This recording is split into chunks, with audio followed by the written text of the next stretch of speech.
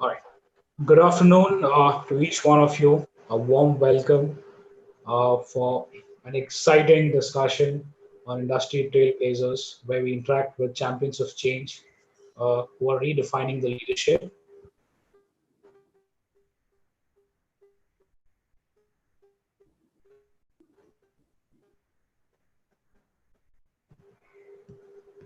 Now of implementing clean energy initiatives in the country, especially energy efficiency, ESL. ESL has also been actively involved in the EV sector in promoting electric vehicles in India and also been actively issuing tenders for EVs. Keeping this in mind, eMobility Plus, we've reached out to Mr. Saurabh Kumar, who's the managing director of ESL, to find out about various initiatives that ESL is actively involved in. Just for our viewers who are watching us, ESL is an energy service company which was started in 2009, and it's a joint venture between four public sectors: NTPC, PFC, REC, and Power Grid. I think with this, all my viewers, we have next 1 hour to interact, get some really good and sharp insights from Mr. Saurabh Kumar. So first of all, let me welcome you, Mr. Saurabh. Thank you very much for joining us. Now, Thank you, Rati.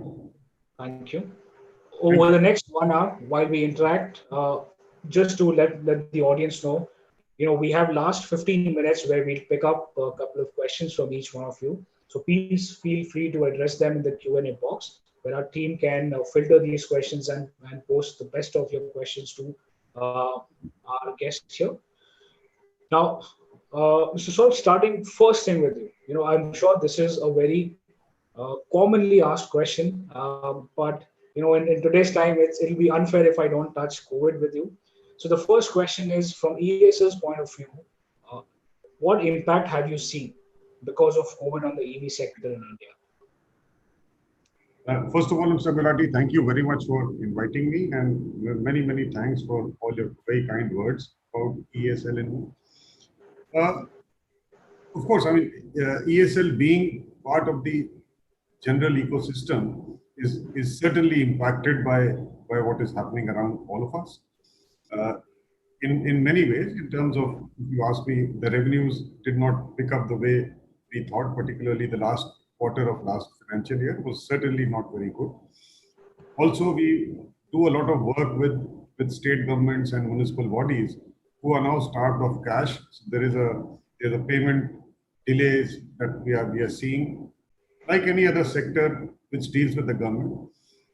And in terms of EV or in general transportation, again, because of the fact that for the last 3 months, the transport sector has been actually quiet to be honest. The same impact has been seen by all of us in terms of whether it is mobility, whether it is petrol driven or EV driven. So that's largely, I would say, we are part of the general ecosystem, and we have felt the impact of COVID as of now. Okay. All right. Now, so ESL, had a plan to install about 300 public charging stations in India within 2 years, primarily to facilitate the wider adoption of e-mobility. So, could you, talk more about what ESL currently is doing to set up these charging stations, and also the kind of partnerships ESL is looking forward to in deployment of these? So, as far as the public charging stations are concerned, you may recollect that last year, Department of Heavy Industry came out with a expression of interest, calling for all public and private sectors to provide details and their intent to set up public charging stations. We, along as many others, we also applied for the bid. We have been allotted almost 1,000 public charging stations across 11 cities. But we had begun work even before that. So we have partnered with all, the South Delhi Municipal Corporation in Delhi and the New Delhi Municipal Corporation. More than 100 public charging stations have already been installed. In fact, on Monday, perhaps India's first charging plaza will be inaugurated by the Honorable Minister of Power. And this happens to be at Rafi Marg, right outside the Constitution Club, where all kinds of I mean, as per the Ministry of Power guidelines, all charging stations have been installed and charged, and they are ready for charge. So that work is going on. Plus, during the pandemic, we also signed an MOU with Noida Authority, and we have started to install public charging stations. The total what they want is about 100. That's what we have already started. Our plan by the end of this financial year, and again, hopefully, we will see the end of this virus and possibly life will become somewhat normal. About 1,000 public charging stations is what we are targeting by the end of this financial year. And our aim is in the next 2 to 3 years, that number should go up to about 10,000 public charging stations. So that's what we are currently working on. Wonderful. So, could you also give us an overview of what kind of tenders right now is EESL planning to roll out? I think there was a recent plan to also electrify about 5 lakh cars, which are used by the government, right? So one is this, the government cars, and number two is what are the other tenders which EESL is planning to, come up with in future? No, we never said that we'll electrify 5 lakh cars. We said this is the potential that is possible. Okay. Now that decision has to be taken by the government, and I think if you see, government has taken the lead in this whole e-mobility space, where 3 years ago, around the same time, 2017, it was decided that we will come out with a 10,000 car tender, and which we did. All right, we did not succeed in fully deploying all the cars for reasons, a variety of reasons, but the fact is that was the time when no one actually was doing anything for the EV sector. The government did come out and do that. Number two, the Ministry of Finance last year came out with an instruction for all their offices in Delhi NCR region that they should migrate to electric mobility. And also, it made also sure that the fact that they are employing IC engine hired taxis, they should not renege on the contract. I mean, if the contract ends, let's say March 2021, they should wait till then and then change it over to EVs. Thirdly, the government is also conscious of the fact, and all of us are, that the first generation of EVs that were available in the country, their range was only about, actual range was about 100 kilometers. Run in city conditions with air conditioners on. Now, those vehicles can't be used for intercity use. So, I mean, you'll have to, within that 5 lakh, you have to kind of see what fits into what you have. Even now, when we have the other options available, while your Tata Tigors and e-Verito are in the range of 10 lakh rupees, you look at the higher end cars, they are actually 25 lakhs and upwards. So that is something becoming uneconomical.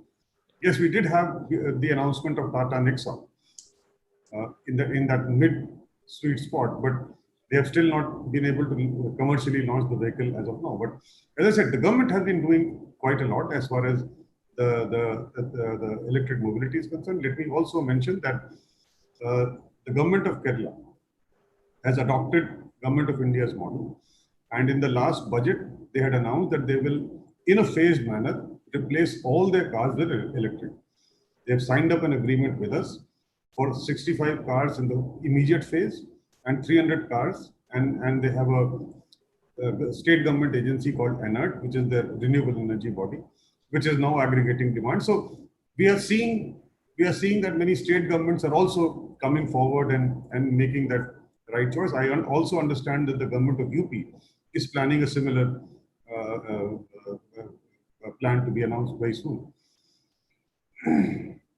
So, I mean, since you mentioned about two states, Kerala, UP, do you foresee any particular more states which are coming up in the game of EV compared to other states in India, or what kind of initiative much is EESL having with these states to promote on a state level? So we were, just before the pandemic broke out, we were in final stages of discussions with Jammu and Kashmir, with Gujarat government, with the Telangana government, with Bihar government, where we were helping them to come out with an EV policy to begin with, and maybe make some announcement as to how what percentage of their own vehicles will be converted to. In fact, the Honorable Chief Minister of Bihar formally launched a vehicle which is still part of his fleet, which is an electric vehicle given by us. So it will always be, I mean, if you have 30 states, some will be faster, some will follow later. But the good thing is that virtually everyone is trying to do something as far as e-mobility space is concerned. And let me also mention that the pandemic also gave another message very clearly. If you see the international oil prices, they have fallen down, and during the pandemic, it also became negative. But for you and me, nothing changed. I'm actually paying more for petrol and diesel than what I was before the pandemic broke out. So this is a trend that you will see not just in India, worldwide, with the kind of revenues getting shrinking from the government kitty, the requirements of public health and other social sectors rising. You will have to tax things like fuel to get those additional revenues, and therefore this really makes a very strong case for electric mobility. Number two, I think the only thing all of us liked of this lockdown is the clean air that all of us had a chance to breathe after, I can remember, after maybe 20 years. Now, again, should we not seize this opportunity and do our bit to make sure that this clean air remains for a much longer time than what it usually is? So I think these factors possibly are things that will push electric mobility. Yes, right now there is a lull, without any doubt. So is it in the auto sector. But I'm sure this is only a passing phase. Now, I think one of the very most discussed, points which, as a media firm, which we see in industry, uh, the government is primarily facilitator across any growth segment, right?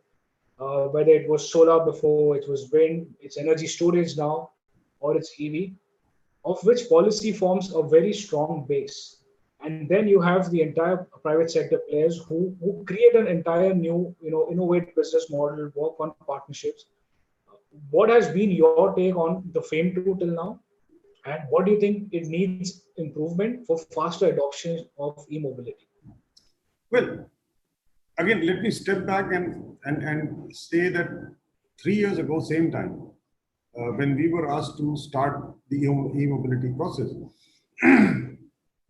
there was complete confusion as far as the regulatory piece is concerned. And why I say this, the first thing, charging. I mean, we all know whether charging will come first or the vehicles should come first. That's always a chicken and egg. Number two, charging to begin with is an unviable business because there's hardly any cars. But forget that for a minute. The fact is that today, if you have an EV and I have a charging station, you come to my charging station and I charge your car. What is charging? Charging is the sale or resale of electricity. Now, under the Electricity Act, it's a regulated entity. So the first thing is, the first clarification that came out, and that came out in 2018, and which was, according to me, an extremely important market development clarification from Ministry of Power, where they specified that this is not sale and resale of power. It is service. And why I'm saying it's market development, if it is sale and resale of power, then anyone who's desirous of putting up one single charging station will have to go to the regulatory commission, get it approved, get the tariff approved. Now that again is a much long process, which would have, so that was the first clarification. Number two, and I'll come to FAME in a minute. There was no clarity on what is the national guidelines on charging. I mean, what kind of charging technologies are you going to prefer? Now, if you do CHAdeMO, then the whole set of European cars don't fit into that system. Same thing with CCS. If you go by GB by T, again so if you look at December 14, 2018 clarification or notification or guidelines, whatever you may say, of Power Ministry, I think that answered all these questions. It said any public charging station must have all guns or all charging technology. And the reason is very simple. And we were one of the most vocal supporters of this thing. Is that if when you go to a petrol pump station, you don't have to worry whether it is CCS or CHAdeMO or anything else.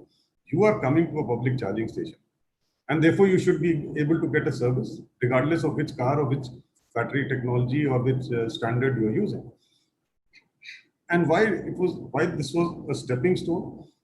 If you see FAME 2, FAME 2 provides 1,000 crores for charging infrastructure. And it says public charging stations will only get the capital subsidy, rightly so, because it's an unviable business to begin with.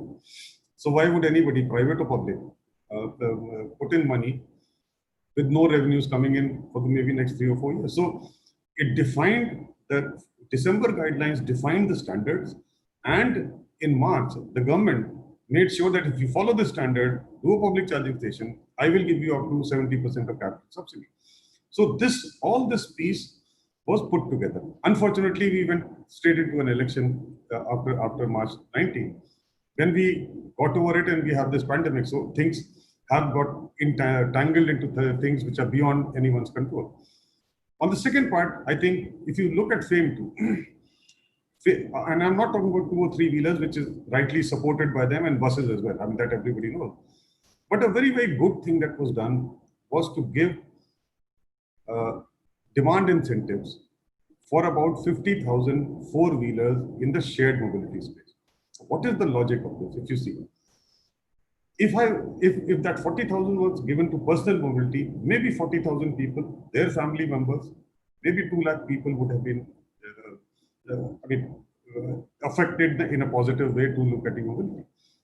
Here, Olas and Ubers, who do thousands of people every single month, that 40,000 can reach out to much, much larger converts to EVs. And that is the kind of demand growth that it will generate in terms of the quality of drive, no emissions, silence inside the car, which are all the hallmarks of electric mobility. So I think it was a very well thought out move. Having said that, and I've said this on record earlier, given the fact that one of the things this pandemic will affect the most is shared mobility. How many people will be willing to share a taxi with 3 other people in it? We don't know. And we're already seeing the fact that the personal mobility is on the upsurge. I think the government needs to relook at the subsidy part and possibly include personal four-wheeler mobility, maybe for a specified number of cars. Thirdly, which I wanted to say is that while, as you rightly say, government usually has, government creates markets in virtually every sector which is new, which I think in e-mobility also the government has, particularly on the mobility side, not the charging side. I think what we have, and they have taken a leap of faith, if I may be allowed to use that word, whether it was the central government 3 years ago or many state governments in between. I have not seen any private sector initiative as yet, which is actually very sad. Even Tata Motors have never announced that they also have a large organization. A lot of people use transportation, four-wheelers. I have not seen Tata Motors say that, yeah, in the next 2 years, 20% of my fleet will become electric. So is the case with all other auto manufacturers. So I think something that I would like through your channel to address the corporate sector, that yes, government is doing whatever it possibly could. It's now the time for the public, private sector to announce that in the next 3 years I do 10%. Whatever that, what it will do will generate demand for EVs. And this will be a demand which will not be like you have to spend money and get an individual's attention. You have, let's say, the entire Birla group saying that I have, let's say, 15,000 cars and 10% will become electric. Something similar. We can aggregate a whole lot of demand which can be served as the basis of setting up or pushing the market ahead. So I think you're absolutely right on this front. In fact, if you look at last 2 years, there's been a very contrary view right now to battery swapping as a service which existed, right? With a lot of players initially opposing, and now battery swapping has really changed the dynamics, at least for the 2 and 3 wheelers in India. So I think you're right on that front for sure. Now, you know, there's one thing which government is always expected. One is policy, second is incentives. Could be manufacturing incentives, could be subsidies, or any other sort of incentive which the government has to provide.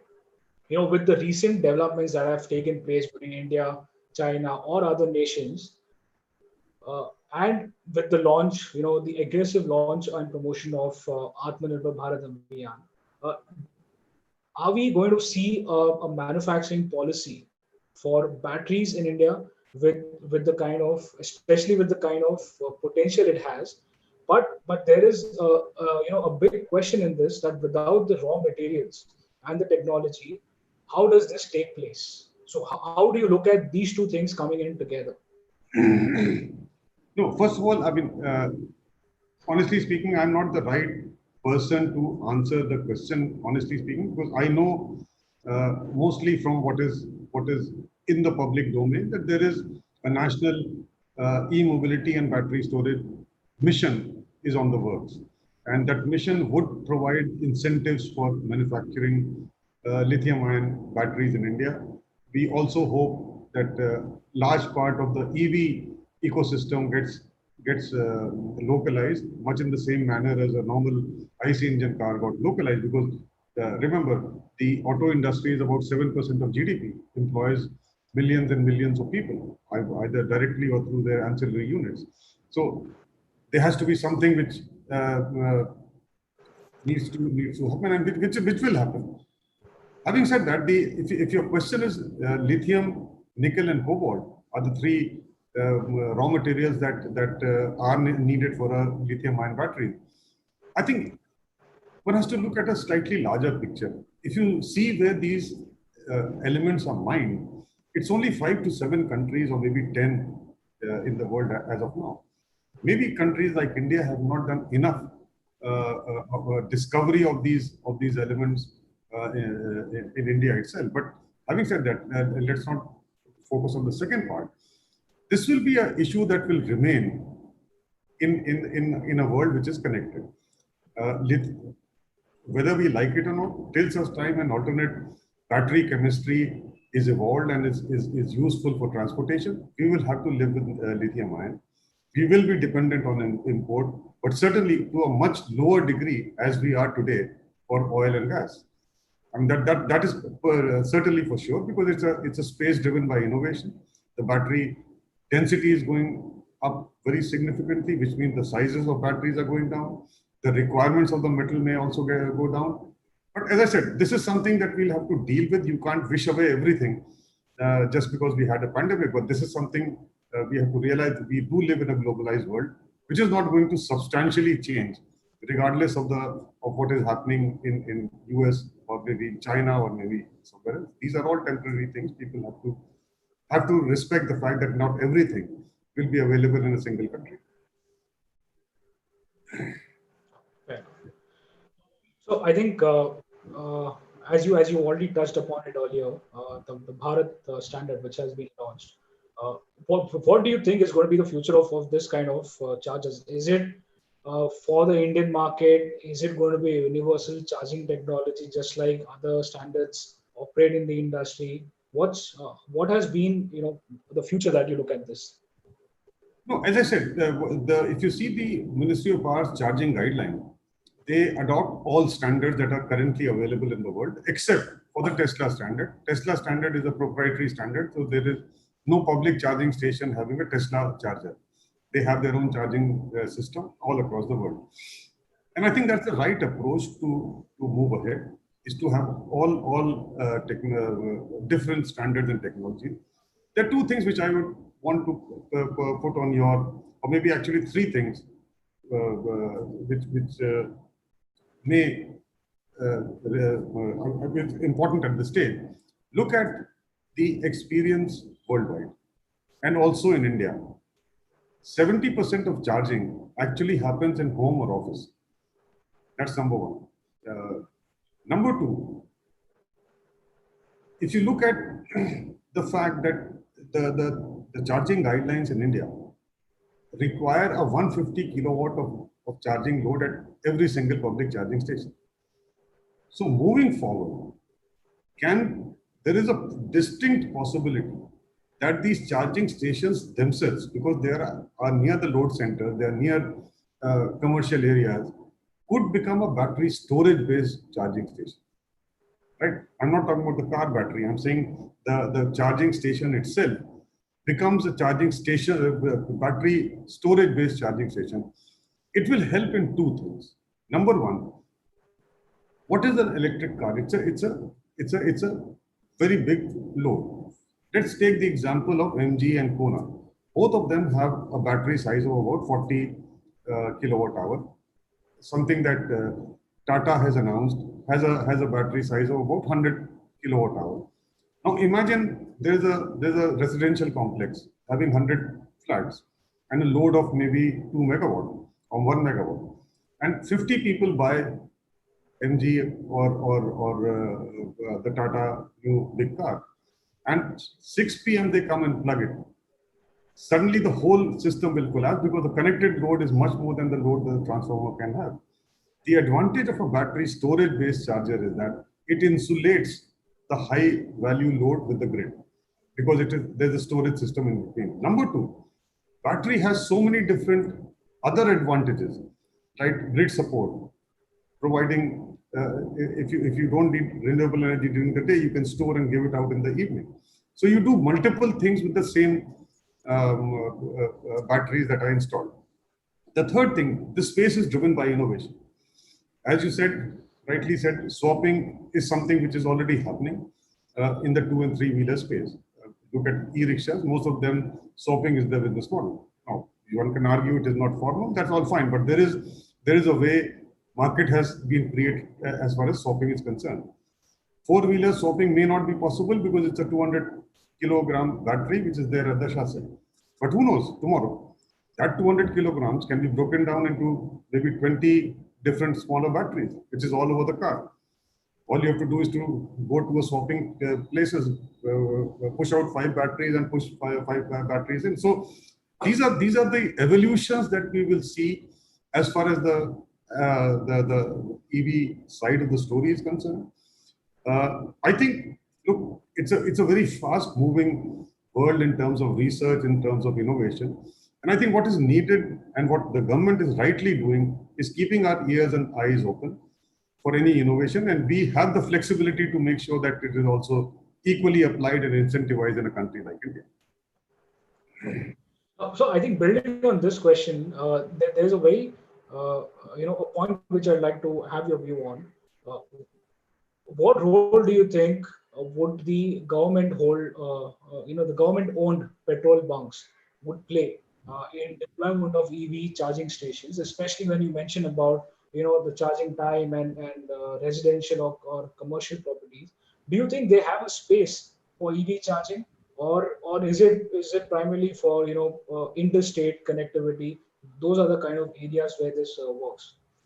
No, I think, look, the petrol pumps are very good places, candidates to actually have public charging stations. Yes, as you rightly say, the challenge is the fact that the fastest charger that is there today in India will charge 0 to 80% in about 65 minutes. Obviously, that's too long a time. But then what can be encouraged is top-up charging, multiple charging that you can do at different locations, so that your waiting time goes down. The advantage of petrol pumps, certainly, whether they are within the city or in the highway, is that people are accustomed to going there to fill up their petrol for their car. The petrol pump people also know how to service a customer who comes, as against a new person who creates a charging station. But as I said, the disadvantage is certainly the fact that there is not much space in most of them, and we have seen what happens. When you drive past the CNG station, there is loads and loads of cars which are outside. Also, if you look at the experiences in the world, any developed country that you go to, most of the charging stations are at parking lots, most of them.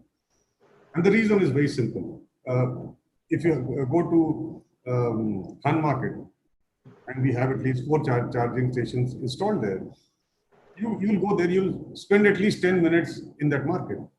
Or if there is a charging station next to a restaurant, even if you have a coffee, that's about 15 minutes.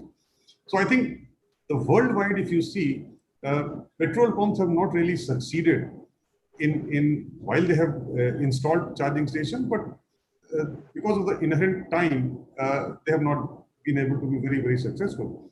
But then again, as I said, this is something which is driven by innovation. I know of super fast chargers which can charge a Tesla in less than 5 minutes. Those are now getting commercialized.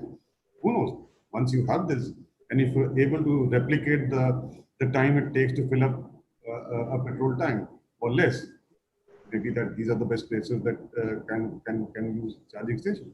So as of now, there are no active roadmap or action plans laid out in terms of partnership with these government-owned petrol pumps. So as I said, the way this EV charging space is evolving is under the FAME2 subsidy, right? And the process followed by heavy industry is that it takes out an expression of interest and allows everyone, whether you are a private sector, public sector, you are an oil marketing company, you are a municipal body, or whatever it is, anyone who is able to indicate that you will put up a public charging station having all the guns that are needed or specified in the, and you will be making sure that you allow everyone to come and charge their cars. As long as these two things are specified, they are not preferring X versus Y, which is the right way.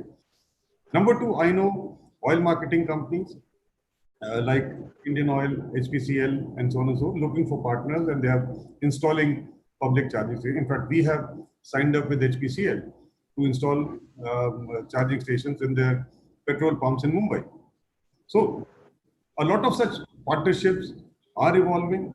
I think it's a space which was getting attraction, but this 3-4 months has I mean, things have stepped back a bit, but hopefully pretty soon we'll see a rebound that all of us want to see. Absolutely. So now I think one in success for any new market, any new sector, corporates have played a massive role, right? Now, for I think one of the best ways for faster adoption of four-wheelers, electric vehicles in India is going to be via corporates. And we've seen a recent, I wouldn't say recent, but we've seen entry of a lot of EV fleet aggregators who have stepped into this domain.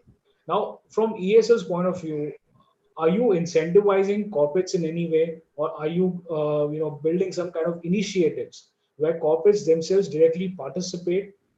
Because for them, it's a simple calculation of return, investment, and final net gains, right? So I do understand the CSR element and the social responsibility, but a lot of corporates will always be, their hands are going to be tied if it's not economical and viable. So how do you look at solving this? Okay, so before I come to that question, I think one reason why we are not seeing a surge in demand, and again, forget about the pandemic, even earlier, are two reasons. Number one, there is not enough public information about the advantages. And I'm not going into the fact that the air quality will improve, climate change, and etc. etc. No. Simply in terms of the fact that today, even if you buy MG or Hyundai Kona, and their equivalent are Creta or whatever else in that range, if the differential is about 8 to 10 lakhs, right? Look at the total cost of ownership. You are better off in 5 years' time if you buy a electric vehicle. On top of it, again, something which has not been repeated very much, 1.5 lakh of interest rebate is given to you under the Income Tax Act.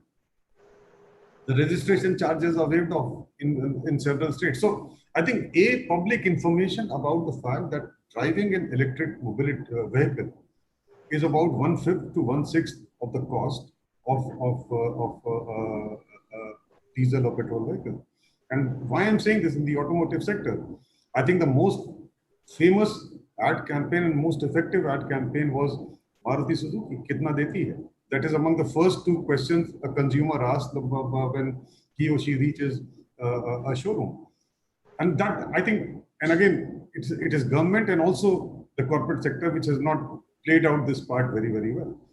Number two, look at the four-wheeler or even the two-wheeler space and compare it with the IC engine counterparts. There is no choice for the consumer. Hardly any choice. There are two entry-level sedans, and you have two extremely expensive Mercedes class thing. There's nothing in between. So I think again it's a combination of government and also corporate sector OEMs which have to step up. Now coming to your question, the model that we gave to the government, which was adopted very, very well, has also been given to a large number of corporates where they have nothing to do. All they have to do is to hire a taxi that they're hiring from an IC Indian person. We have matched the price we are currently using, but we don't see any traction from the corporates. And I would, through your channel, through your medium, I would like to appeal to them that they should also come up and do a bit. I'm not saying that you take a pledge that you will convert 100% of your fleet. No? And I'm also not saying that you take it from ESL. No, sorry.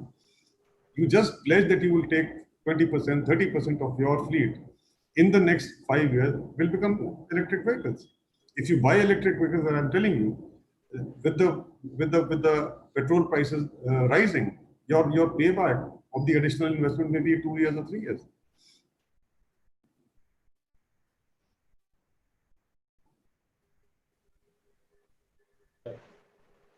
In fact, this is like,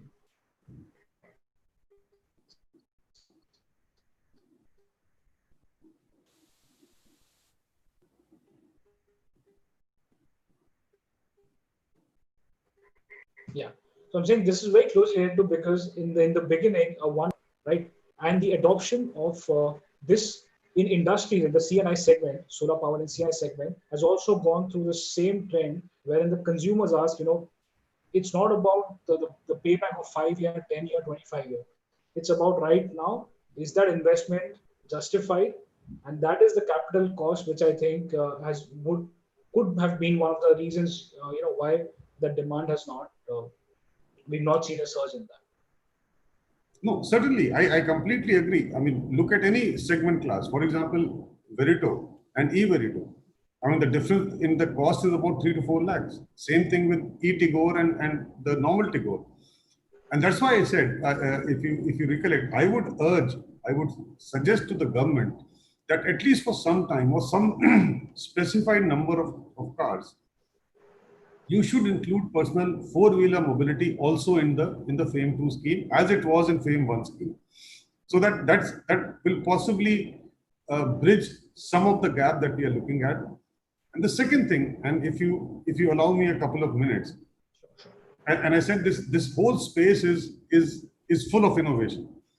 Now, as we are seeing more and more renewable energy coming up, and we just spoke about the fact that battery storage is something which is really very good. Now, transportation batteries, when they at their end of life, which is usually 3,000 cycles or so, about 6, 7 years, based on how much you are using.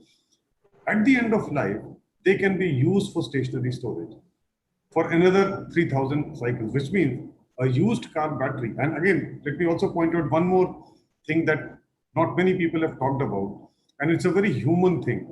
The human thing is, if I buy a car, regardless of whether it is electric or IC, after 5 years, I need to find a resale value.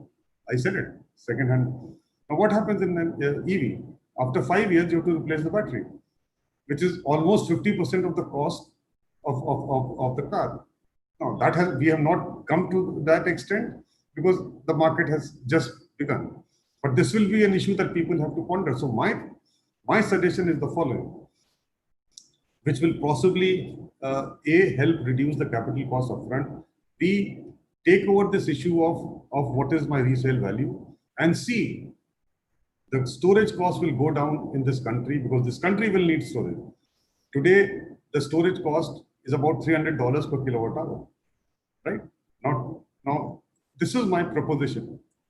I need storage.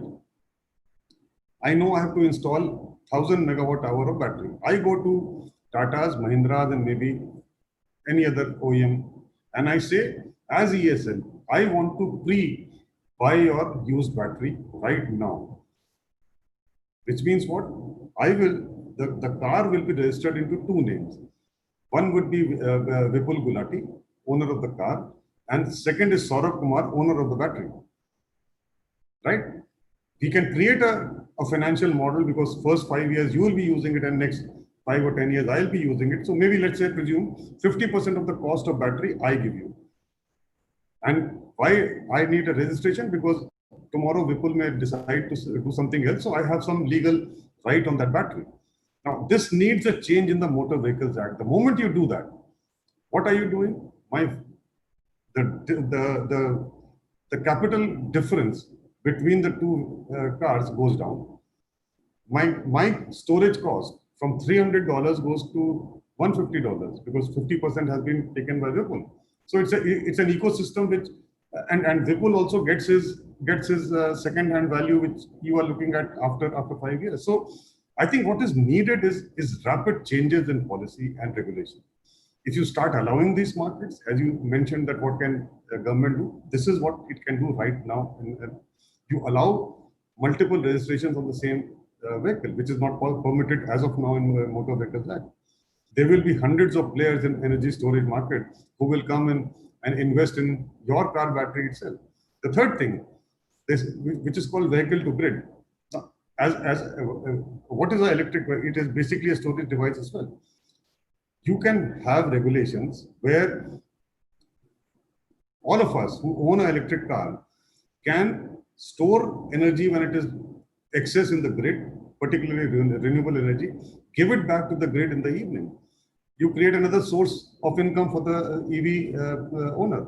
And that again reduces the cost of ownership. So as I said, there are multiple innovations in the field of technology, financing, and what is most needed is regulation and policy. Absolutely. So I think it's a very nice suggestion that you just mentioned on is also inclusion of four-wheelers in the phase two. I think with COVID taking place, we will see a downward trend maybe on shared mobility space, right? So it'll be a very good value added. I think that's wonderful. Now, so one thing I want to know, we have RPOs in solar, right? Do you think there's some kind of an enforcement that can be made in the EV space where it's no longer a choice, but it's a harsh enforced measure by the government for faster adoption? Do you think just like RPOs we can have something in the EV? Honestly speaking, I am a free market believer, and I really dislike any enforcement kind of a regulation because honestly speaking, nowhere in the world you can actually enforce it. We have the RPOs. Tell me how many states are actually complying with the RPO. Number two, why should the government mandate anything? It is a free market. All the government and other stakeholders have to do is to provide right information about a particular thing. In this case, e-mobility. Let the choice be made by you and me. Why should government come and tell me that no, you have to do this? Maybe you can incentivize, and you have in a bit. You have waived off registration charges. Delhi is talking about not charging any parking fee, road tax. Yes, these are nudges that you can give, but certainly I'm not a believer of enforcement of anything, and particularly a thing which is of mass use through a regulation. No, certainly not. Okay. Now I think Bob, I'll pick up one more question, then we'll take up questions from the audience. So I think please feel free to ask your questions in the meantime.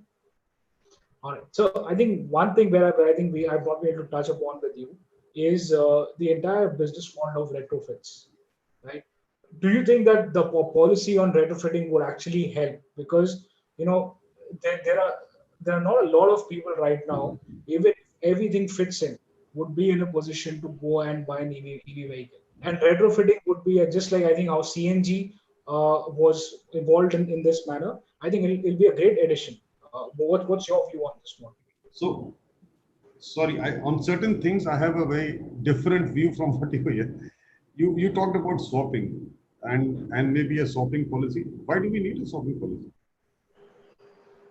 I mean, if you go down and see, there are 5 billion three-wheelers, these e-rickshaws.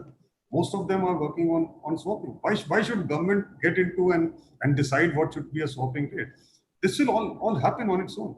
Now, as far as retrofits are concerned, according to me, you really don't need a policy for retrofits.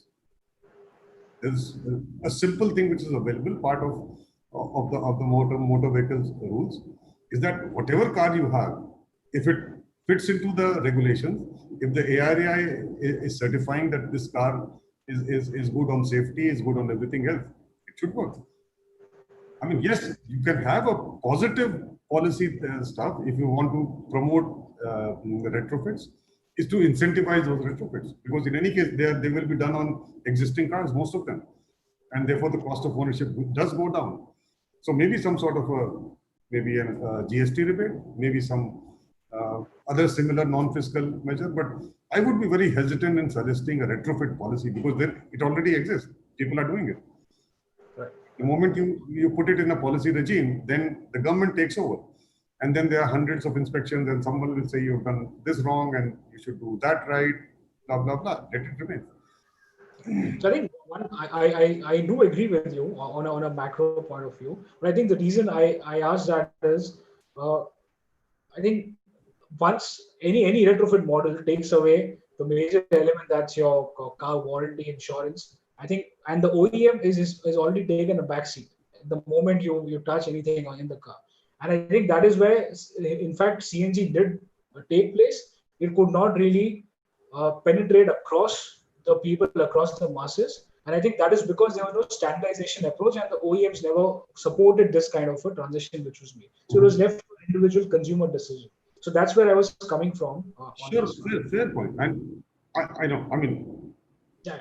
It's a balance that you have to forge between standardization and over regulation. And let me just remind everyone, because it's a do you know when India became an IT superpower? It was in the decade of 90s. And did you know when the Department of Information Technology was formed in the government of India? It was somewhere in 2005 to 7. So for sectors which can self-regulate, it is better that the government stays away. That's all I'm saying. Fair point. All right, so I think we pick up now. It's time for questions, which I pick up. I'm in fact surprised we've received over 30, 35 questions right now for you, sir. Okay. So the first thing I'd like to ask is, it's by how do you see the evolution of hydrogen-powered vehicles in India? How do you see the evolution? Look, the technology is proven. I think the first hydrogen bus that was domestically manufactured was way back in 2012 by Tata Motors. The technology is evolving across the world. It is the future. I'm not a technical expert to really comment on the technological advances, but the issues are the same, which are the issues for any mobility, for that matter, which is how do you create stations where people can go and fill up hydrogen. That's number one. Number two, still the capital cost is way too high, I would say, of hydrogen fuel cells. So it would take some time to really even match up to, let's say, electric vehicles, not to even talk about IC engine vehicles, but certainly not just hydrogen. I think all other battery forms, and there are 2-3 other chemistries that are being tested out, which which might reduce the cost of batteries even more. So I think it's something that we all must be aware about, and I think the government is coming out with some policy to incentivize hydrogen, but adoption of hydrogen cars in India anytime soon looks unlikely. Okay. Another question for you is, for a charging point network operator, one of the biggest challenges is procuring the land, right? So is EESL in any way trying to help private players on this particular topic? Well, you know what, and it's a very good question that has been raised, and I have been arguing this, and people may say that why should I do it, because I get the land for free, but it's not just about monopolizing or creating a big thing for ESL or for NTPC. You have to look at a larger picture, and the larger picture is it's not one or two people who will create these charging stations. Because how many charging stations are needed in this country, no one knows. And they're close to 65 to 70,000 petrol pumps as of now. If you look at Germany, much smaller country like ours, has 70 to 80,000 charging stations, and they are still not enough. So we don't know how. So you have to have as many players as possible in this space. I have been arguing very vocally that the best places I mentioned are parking lots in commercial area. All of them, most of them is owned by the municipal body.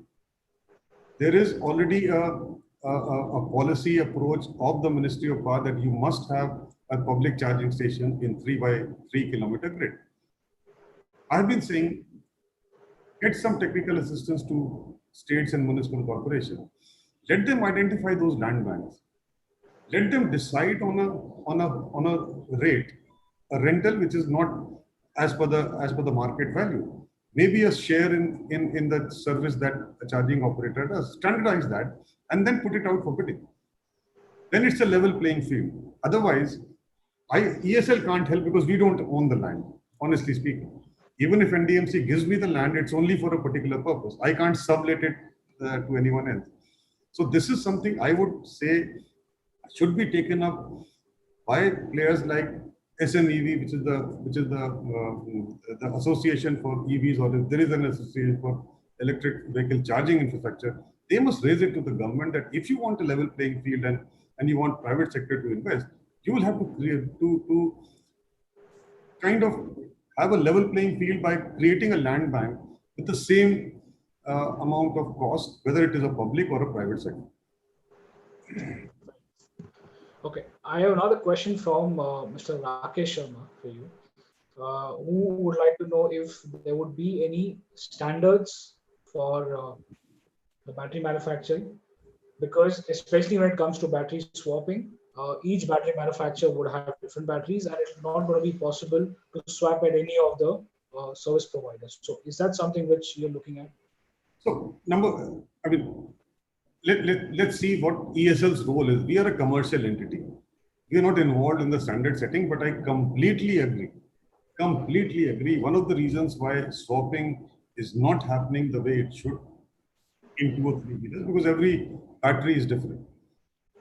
Right. There's no question of swapping today in a 4-wheeler, but in 2 or 3 wheelers, that is exactly the point. But I do understand that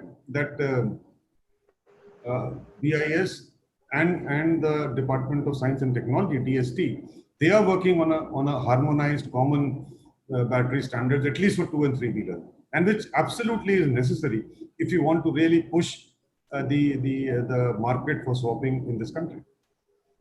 Right. So there's a point which Mr. Nikhil Bhandari has raised, which I'd like to get your view upon.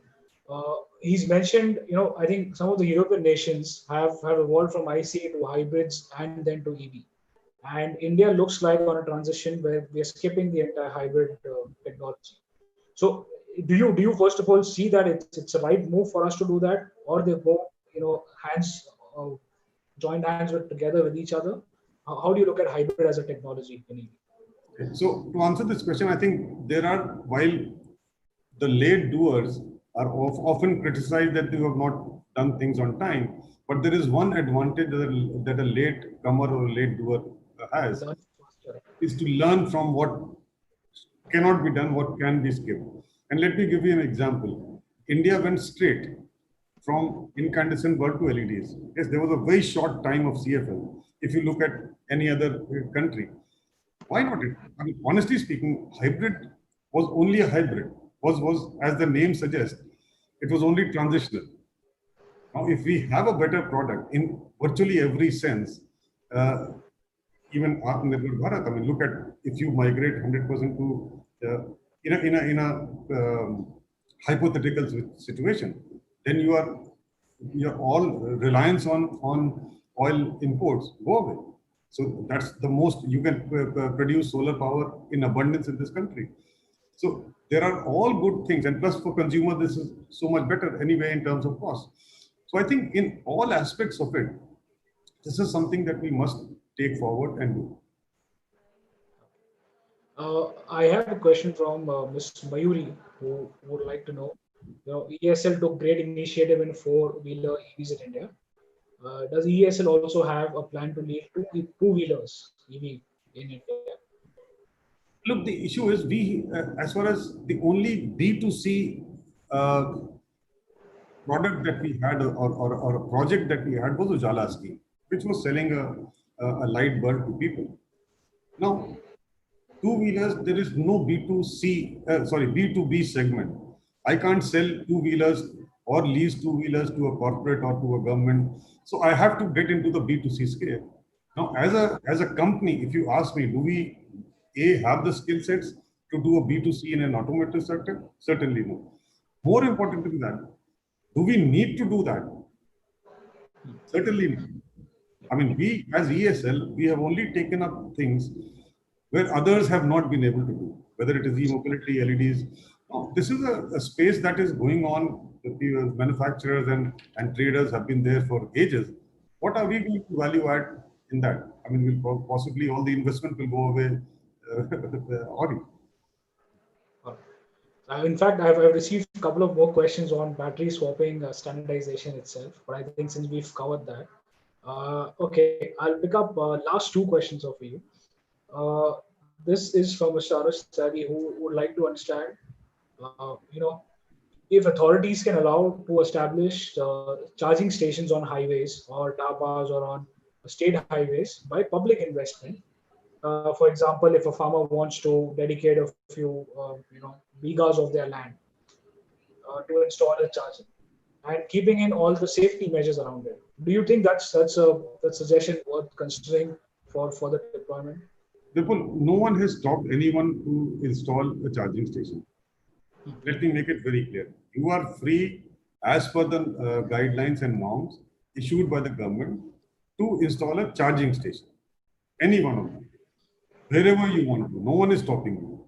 It's a simple electrical equipment that you have to install. Take the load that you take for any other thing. So absolutely yes, why not? The only distinction is if you want to claim subsidy under FAME 2, you must have what is called a public charging station. So there are two differences that I'm making. So certainly in a dhaba, why not? No one is stopping you. You certainly can. Fair. All right. Now, this is the last question. I think this is the perfect mix of PV plus EV that we see. What's, RE or solar-based chargers? Do you think they have a business in India, solar-based chargers, since I think battery-based storage is definitely deployed. What do you think on solar-based chargers? No, certainly a lot. But if you say, and again, I'll make two distinctions. Number one, if you're talking about urban environment, let's say Khan market, where I have a 150 kilowatt charging station. Now I need at least 800 to 900 kilowatt of solar PV. Now that is the kind of space I will never get in an urban area. But certainly on the highways where there is surplus land, that is possible. But I'm not even going there into that. My suggestion, which I've given in writing to the government, that allow open access of renewable energy into charging stations and don't charge any open access surcharge. The cost of power, incoming power to the charging station goes down by half because the discom will charge me 6 rupees, I'll get a power at 3 rupees. B, my big problem of not utilizing renewable energy during the day also gets sorted out. So simply by allowing this through a regulatory framework, you can achieve the PV versus and EV goal. All right, so I think with this, like we promised, we finish on time, and I see we are sharp 4 o'clock. But there's one thing definitely which I'd like to add from e-mobility plus point of view. I think we are completely dedicated in creating the kind of awareness which you spoke about for mass adoption of EVs in India. I think we'll be you know working very closely. We have been working very closely with the private sector. So pre-COVID, we engaged in a lot of conferences, which and now I think we ourselves have taken a back seat with the entire COVID hitting us.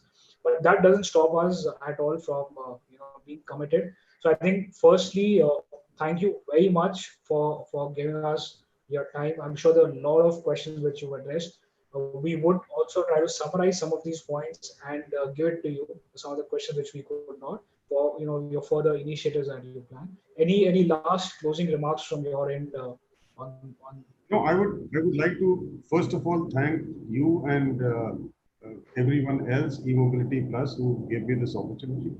I would request everyone who joined this conversation to take a pledge that in your next buy will be a e-vehicle, whether it is a two-wheeler, three-wheeler, or four. By the way, I've been driving electric vehicle for the last 3 years. I'm not. I sold off my IC vehicle.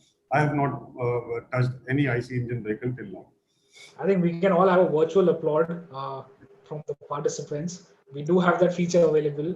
So let's have a virtual applaud on this for Mr. Saurabh Kumar. So we see a lot of hands being raised, sir. Who Thank you. Thank you Thank so you. much. Thank Yes, please. you. All right. So let's take this pledge, gentlemen, ladies, all of you. No incentives on this pledge.